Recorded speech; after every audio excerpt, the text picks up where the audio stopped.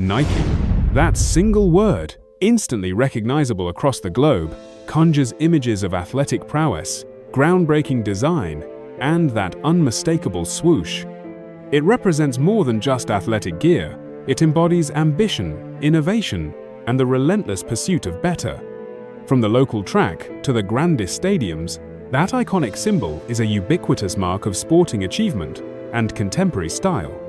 But the journey of Nike, the world's most popular and biggest sportswear company, is a remarkable tale of vision and daring. In just over 50 years, one man's seemingly simple dream, the desire for better running shoes, blossomed into a sprawling global corporation, a powerhouse valued at over $100 billion. How did this extraordinary transformation occur? What were the crucial moments, the pivotal decisions, the very ingredients that fueled this unprecedented success? Today, we're lacing up our own historical footwear and going back to the earliest days of Nike to uncover the surprising origins and the initial sparks of brilliance that ignited this legendary brand. Join us as we explore the genesis of a giant and the first steps on its path to dominance.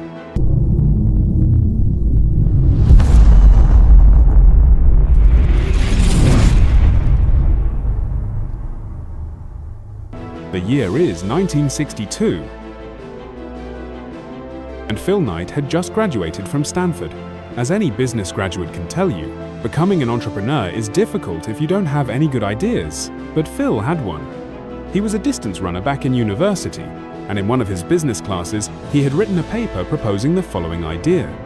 Phil had seen how Japanese cameras had replaced the dominant German cameras in the American market, and he wondered whether Japanese shoes could do the same to Puma and Adidas, which were, at the time, extremely popular in America. After writing that paper and graduating, Phil became obsessed with his idea about bringing Japanese shoes to the USA. Of course, he didn't actually own any Japanese running shoes, and the few he had seen were brought stateside by soldiers who had been stationed in Japan during the occupation after the Second World War. But this lack of exposure only reassured Phil that he had stumbled upon a great opportunity. He knew that to take advantage of it, he'd have to establish contact with a Japanese company and negotiate to import their goods to America, both of which were actions he had exactly zero experience with. But, as is befitting of the man who'd later create Nike, he went ahead and just did it. In November 1962, he flew over to Japan like a tourist and just started exploring. In the beautiful city of Kobe, he stumbled upon a shoe store that caught his eye. It belonged to a company called Onitsuka Tiger, and the shoes they made were very high quality, so much so that Phil was determined to import them back home. He presented himself as an American shoe distributor and arranged a meeting with the company's founder. Phil made up a company name on the spot and offered to become Onitsuka's distributor in America, a proposal which, probably to his surprise, the owner actually accepted. With nothing more than his confidence, Phil had become the exclusive distributor for Onitsuka Tiger in the USA.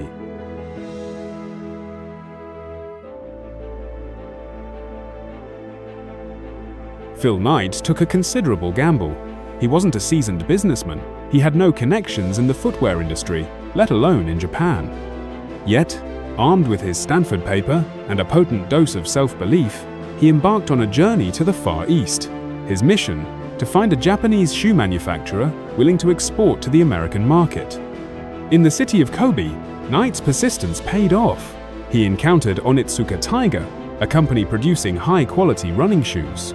Despite his lack of experience, Knight managed to secure a meeting. On the spot, conjuring up the name Blue Ribbon Sports, he presented himself as their potential US distributor. It was a bold move, a significant risk built on pure aspiration. Surprisingly, Onitsuka agreed, granting this young American the rights to sell their Tiger brand shoes in the western United States. Back in the States, the reality of his venture began to sink in. Knight had the distribution rights, but little else. With limited capital, he started small, very small. His initial sales operation consisted of the trunk of his green Plymouth Valiant, parked at local track meets across the Pacific Northwest. He personally pitched the Tiger shoes to runners, coaches, anyone who would listen. It was a slow, arduous process, a far cry from the global empire Nike would eventually become. Recognizing the need for expertise and a shared vision, Knight reached out to his former track coach at the University of Oregon, Bill Bowerman. Bowerman was a legendary figure in the world of running, a relentless innovator obsessed with improving athletic performance through better equipment, particularly footwear. He saw potential in the Tiger shoes and, in January 1964, a pivotal partnership was formed. With a handshake and a shared investment of just $500 each, Knight and Bowerman officially incorporated Blue Ribbon Sports. This initial capital was immediately used to place their first order, 300 pairs of Tiger shoes, at a mere $3.33 a pair. It was a significant financial risk for both men, betting their limited savings on an unproven venture. Yet, it was this crucial partnership, combining Knight's entrepreneurial drive with Bowerman's deep understanding of athletic needs, that laid the foundation for everything that would follow. By July of that first year, thanks to Bowerman's connections within the running community, all 300 pairs were sold. Blue Ribbon Sports had generated $8,000 in revenue and a modest $240 profit. The journey had begun, fueled by a risky investment and an unlikely alliance.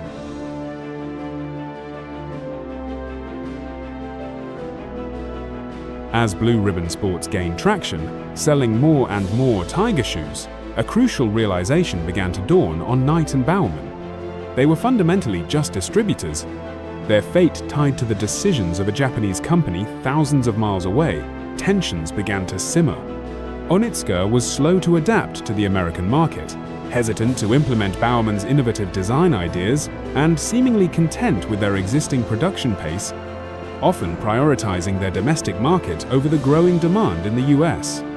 The breaking point arrived when Onitsuka began exploring partnerships with other distributors in the American market, effectively undermining Blue Ribbon Sports' hard-earned success. For Knight and Bowerman, this was a clear signal. They were more than just middlemen. They had a vision, a growing understanding of the American athlete, and crucially, Bowerman possessed a wellspring of groundbreaking shoe designs. The audacious decision was made. They would sever ties with Onitsuka and launch their own brand. Creating their own brand was a monumental risk. They would be competing directly with their former supplier and established giants like Adidas and Puma. They needed a name, a logo, and most importantly, their own distinct line of shoes. The first employee of Blue Ribbon Sports, Jeff Johnson, suggested Nike, inspired by the Greek goddess of victory. Initially, Knight wasn't entirely sold on the name, but time was of the essence. For the logo, Knight approached a graphic design student at a nearby university, Carolyn Davidson. For a mere $35, she designed a simple yet powerful checkmark, the swoosh. Knight's initial reaction was lukewarm, reportedly saying, "I don't love it, but it will grow on me." He couldn't have known then that this unassuming design would become one of the most recognizable and valuable logos in the world. And so, in the early 1970s, Blue Ribbon Sports officially became Nike. The name resonated with the spirit of competition and the pursuit of victory. It was a bold declaration of independence, a clear signal that Knight and Bowerman were no longer content to simply sell someone else's product. They were ready to forge their own path, to take the significant risk of building a brand from the ground up, fueled by innovation, determination, and that now iconic swoosh. The stage was set for a new chapter in the story of athletic footwear.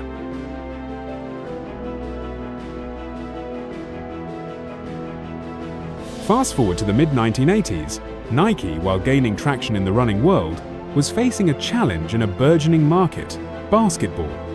Their basketball shoe division was struggling to gain a foothold, overshadowed by established players. They needed a game changer, a spark to ignite their presence on the court. The solution, or rather the gamble, came in the form of a relatively unknown rookie entering the NBA, Michael Jordan. Despite internal skepticism and the sheer scale of the investment, Nike made an audacious decision. They bet their entire marketing budget on this one player. It was an enormous risk, putting all their eggs in the basket of an unproven talent. Many questioned the move. Could a rookie carry an entire brand? Was this level of financial commitment justified? The risk was amplified when the NBA itself stepped in. The initial Air Jordan shoes, with their bold black and red design, violated the league's uniform policy. Jordan was fined $5,000 every time he wore them on the court. This could have been a public relations disaster, a costly mistake, but Nike, with remarkable foresight, saw an opportunity. They embraced the controversy, turning the NBA's ban into a powerful marketing tool, banned by the NBA. The ads proclaimed, instantly creating an aura of rebellion and desirability around the Air Jordans. The gamble paid off spectacularly. Michael Jordan wasn't just a talented player, he was a phenomenon. His electrifying performances on the court, coupled with Nike's savvy marketing, created a cultural earthquake. The Air Jordan line transcended basketball, becoming a coveted fashion statement, a symbol of cool. This single, high-stakes bet not only catapulted Nike into the forefront of the basketball market, but also revolutionized the landscape of athlete endorsements. It established a new paradigm where a brand could be inextricably linked to a single superstar, creating a symbiotic relationship that drove both athletic achievement and commercial success. The risk on Michael Jordan wasn't just a financial triumph, it fundamentally reshaped how sports, brands, and athletes would collaborate for decades to come. From a fledgling operation selling shoes out of a car trunk to a global titan with a ubiquitous swoosh, Nike's story is a powerful testament to the transformative potential of bold risk-taking. Time and again, PhilKnight and his team dared to defy convention, to bet big on unconventional ideas and unproven talent. Whether it was venturing into an unknown market in Japan, severing ties with a key partner to forge their own identity, or staking their entire future on a young basketball player, Nike's journey has been defined by these pivotal leaps of faith. The lessons from Nike's ascent are clear for any business aspiring to greatness. Innovation demands courage, growth often requires stepping outside comfort zones, and sometimes, the greatest rewards lie on the other side of the most significant risks. Nike didn't just react to the market, they actively shaped it, unafraid to challenge the status quo and carve their own path. Today, Nike's impact extends far beyond athletic performance. It's ingrained in our culture, our fashion, and our collective pursuit of pushing boundaries. The legacy of risk that propelled its rise continues to inspire entrepreneurs and athletes alike, proving that sometimes, to truly win, you have to be willing to bet it all. And so, the story of Nike is fundamentally a story of bold risks. From a young man's audacious trip to Japan with a dream, to betting everything on a then-rookie basketball player, Nike's journey has been punctuated by moments of significant uncertainty. Yet, it was these very gambles, these leaps of faith, that propelled them from a fledgling startup to the global powerhouse they are today. The lessons from Nike's ascent are clear. Innovation demands courage, and sometimes the greatest rewards lie just beyond the edge of conventional wisdom. Their willingness to challenge the status quo, to embrace the unknown, has left an indelible mark not just on the world of sports, but on culture, marketing, and the very spirit of pushing boundaries. If you've enjoyed this look into the early risks that shaped Nike's incredible success story, please hit that like button and consider subscribing for more deep dives into the stories behind iconic brands.